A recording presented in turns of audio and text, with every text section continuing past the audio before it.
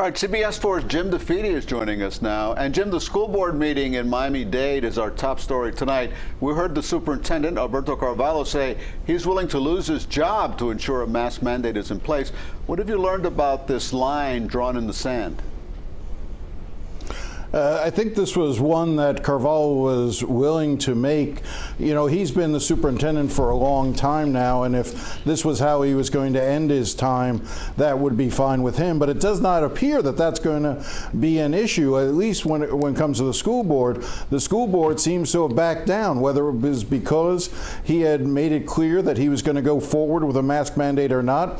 Several board members have reversed course. I will tell you that 24 hours ago, as I was talking to people, they expected that the school board would vote to give parents the ability to opt out completely from requiring kids to wear masks, but that has changed in the last hour. I mean, we now see Steve Gallen, the vice chair of the board, who had initially proposed the opt-out measure, reverse himself and say that only for extreme medical conditions can parents seek a waiver for the mask, and other board members have fallen right in line behind him. And as a result, this board is going to continue to give Alberto Carvalho the power and authority to require masks just as he wanted.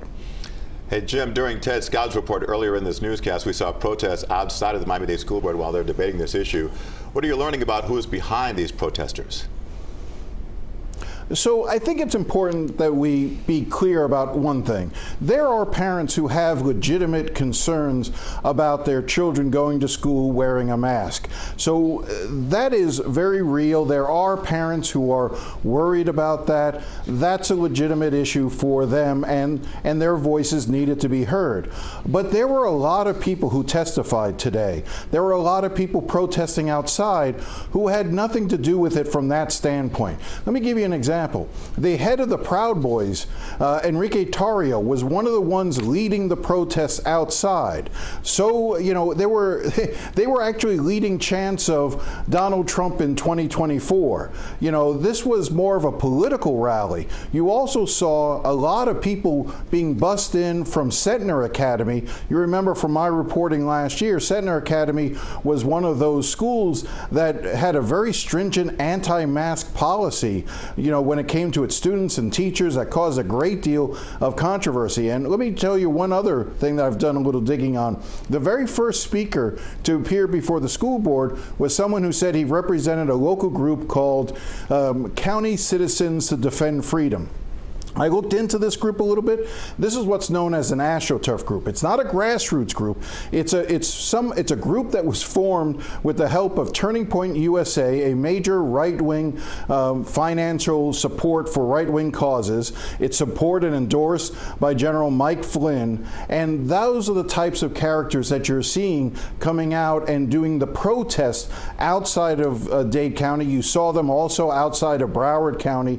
So this is where this issue has become a flashpoint for political purposes, and that does no one any good when that turns to that. It certainly has been politicized way beyond anybody's imagination.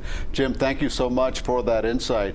And we are closely monitoring the Miami-Dade School Board meeting right now. Should news break, we'll break in and bring it to you immediately. Look for an update from Ted Scouten.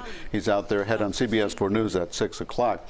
And we're constantly updating mask requirements for South Florida schools. Check out cbsmiami.com/mask guide and the CBS Miami app for the rules in Miami-Dade, Broward, and Monroe. And don't forget, you can watch Jim DeFede every Sunday as he covers the stories important to our community. Join him for Facing South Florida Sunday morning at 8:30 right here on CBS 4.